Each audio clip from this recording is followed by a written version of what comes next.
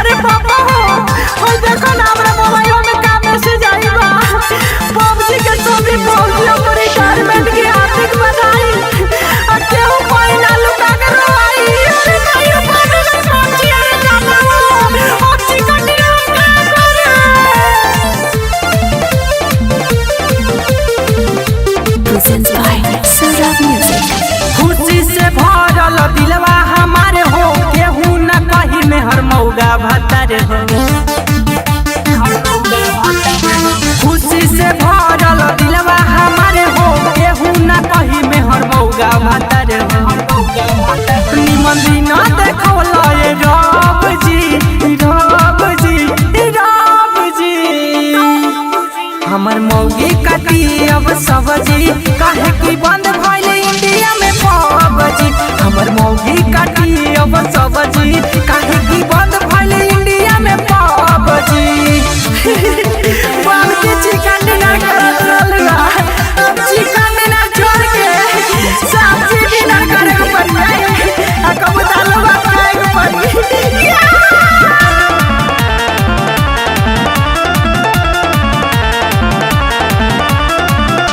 हजावा में सूती ऊ करे ले फुटानी अपना के बहने ले ऊ बड़ा महारानी। हजावा में सूती ऊ करे ले फुटानी अपना के बहने ले ऊ बड़ा महारानी।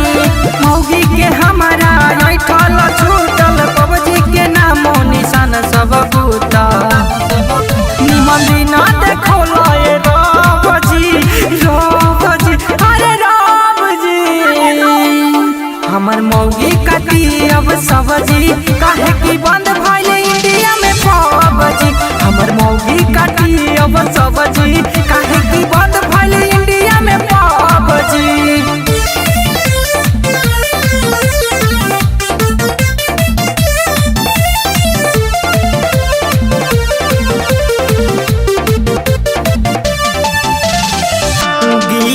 दीपक बिनती सुनले भगवान हो बंद भइल पबजी दिहले कृष्णा पधयान हो। गिरी दीपक बिनती सुनले भगवान हो बंद भइल पबजी दिहले कृष्णा पधयान हो। दहिया के हमारा मिली आराम हो फेरू लौट जाई हीरो वाला नाम हो। हम लड्डू चढ़ाई रब जी अरे रब जी। हमर मौगी काटी अब सब्जी काहे की बंद भइल इंडिया में पबजी। हमर मौगी काटी अब सब्जी काहे